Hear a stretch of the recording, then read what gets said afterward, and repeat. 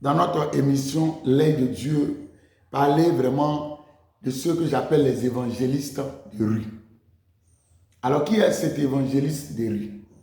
Cet évangéliste de rue, ce sont des chrétiens vraiment qui ont aimé le Seigneur et qui se sont engagés de façon totale à vivre et à annoncer Jésus-Christ dans leur vie et autour d'eux.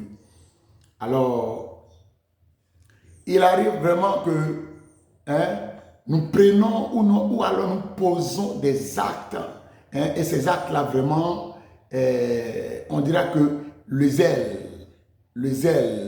amer. La plupart d'entre nous, on aime évangéliser. On aime aller dans les carrefours. On aime aller par-ci et là pour aller vraiment annoncer Jésus-Christ. Oui, l'intention est bonne. La motivation ne manquera pas certainement. Et d'ailleurs, là où tu seras en train de parler de Jésus-Christ, tu trouveras même des personnes qui vont te motiver ou alors même qui auront tendance à te faire des offrandes. Et tu te dis que je suis en train de poser un acte, je suis en train de poser une œuvre pour participer à la construction du royaume. Mais généralement, il y a une réalité qui nous rattrape toujours. Parce que nous parlons aux humains et celui qui part à la rencontre des humains part aussi d'abord au préalable à la rencontre des esprits. Parce que notre monde ici-bas est déjà un monde qui a été déjà construit dans le monde spirituel. Et quand tu vas à la rencontre d'un monde spirituel, il faut d'abord que spirituellement, tu aies une armée, tu aies une couverture spirituelle qui t'accompagne. Le constat est que les gens vont faire ce travail sans d'abord parler et recevoir une couverture spirituelle de l'évangélisation. On ne part pas dans les rues parce que j'ai reçu la voix d'un ange ou dans un songe où tu as entendu une voix, va évangéliser. Quand l'Esprit te dira va évangéliser, la première interrogation que tu dois te poser d'abord, mais est-ce que je m'en vais évangéliser là? C'est pas sûr que je peux prendre des démons. D'autres personnes me diront non, que le Seigneur Jésus-Christ est avec moi. Oui. Bien aimé, je sais de quoi je parle. Je suis dans un ministère de délivrance et je sais vraiment reconnaître, voilà, là où il y a des problèmes. Et je vous garantis que le monde des évangélistes des rues, voilà, ceux qui n'ont pas encore un ministère établi et qui se permettent d'évangéliser, de parler à des carrefours, tout ça, c'est d'eux que vraiment je veux parler. J'ai eu vraiment à écouter plusieurs personnes et je vous garantis que tu ne peux pas parler de Jésus-Christ et que toi-même tu as un combat spirituel qui n'en finit pas. Tu ne peux pas parler de Jésus-Christ et les problèmes financiers ne continuent que de s'aggraver. Tu ne peux pas parler de Jésus-Christ et tu continues à te noircir dans la maladie et on va te dire de continuer. Ces choses-là sont vraiment à prendre avec un œil de discernement. Parce que la plupart des gens auront vraiment tendance à me jeter le l'opprobre ou à donner des commentaires, voilà, sans d'abord au préalable avoir l'œil de discernement. Écoutez bien, celui qui va à un carrefour par exemple, qui s'arrête à un carrefour et tu es en train de t'adresser aux hommes. Quand tu parles à un homme et tu es en train de lui parler du péché, et l'homme sait que ce que tu es en train de dire l'interpelle. Alors, en interpellant cet homme, il y a un esprit qui est dans son corps qui vit cette vie de péché dont tu parles. L'esprit va commencer à nourrir la haine contre celui qui est en train de parler.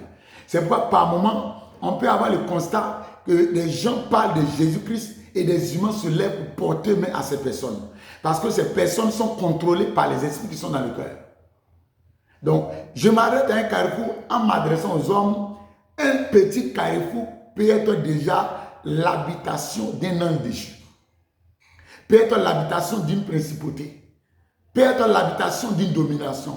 Or, ces gens d'esprit ne comprennent que la loi est du plus fort. C'est pourquoi dans le règne de l'esprit, les gens ont tendance à dire que tout est grâce. Mais dans le monde des esprits, on ne te parlera que du rapport de force.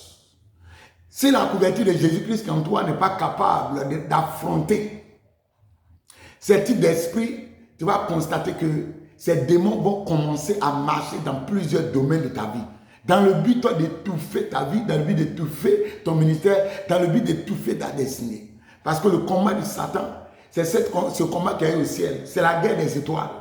Donc le diable est sur la terre, hein, pour arrêter ton étoile, pour ne pas que ton étoile vraiment puisse être effective. C'est pour ne pas que ta destinée puisse s'accomplir. On ne part pas dans les rues aller évangéliser parce que j'ai entendu une voix qui me dit va évangéliser. Tu dois t'assurer d'abord, j'ai une couverture spirituelle que le Seigneur m'a donnée d'abord. S'il y a des personnes qui sont dans des églises, il est mieux, hein, d'avertir son leader pour dire, ah, nous voulons vraiment aller évangéliser, et quand tu pars avec l'autorisation de ton leader, c'est sûr et certain que la couverture de son église t'accompagne.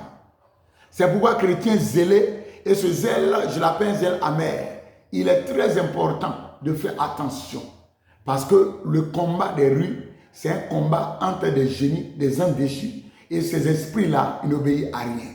Il veut voir seulement si tu as la pureté, il veut voir seulement si tu as une lumière, cette lumière qui est capable de les repousser. Parce que, sache une chose, même le feu, Satan n'a pas peur du feu. Satan aurait d'une chose, la lumière. C'est la lumière qui le touffe. Quand tu n'as pas une lumière, pour aller dans les rues, pour apporter la lumière, évite d'aller te ridiculiser. Évite vraiment d'aller parler, et alors il y aura un retour auquel tu ne pourras pas gérer. Voilà pourquoi beaucoup de personnes sont vraiment attaquées, oppressées, possédées à cause de leur histoire d'évangélisation dans les rues. On ne va pas au combat sans avoir reçu la formation. On ne va pas affronter un monde sans avoir gagné le combat spirituel avant d'aller sur le terrain. Donc, j'attire l'attention des uns des autres de faire attention, parce que le monde d'aujourd'hui, c'est un monde vraiment compliqué. C'est un monde où Satan est en train de grandir, qui est en train d'étoffer des démons. Donc, shalom à toi, que le Seigneur te